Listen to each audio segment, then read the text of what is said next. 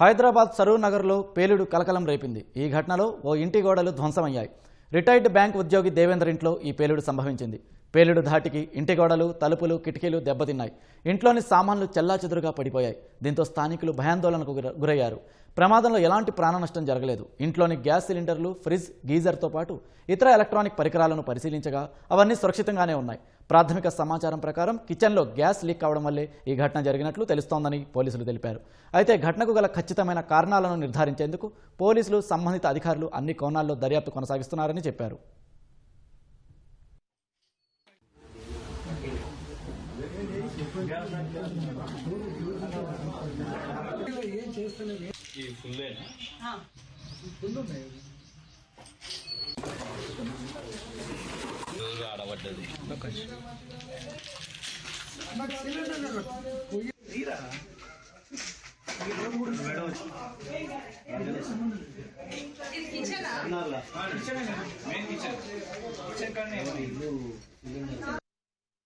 నేను అప్పటిదాకా బయట నిలబడి మా ముంగట వాళ్ళతో మాట్లాడుకుంటా నిలబడ్డా. మళ్ళీ వచ్చి ఇక్కడ సోఫాలో కూర్చోగానే అప్పుడే పెద్ద బ్లాస్ట్ అయింది. అది చూస్తే ఏంది, మొత్తం డోర్లు, గోడలు అన్నీ పడిపోయి ఉన్నాయి.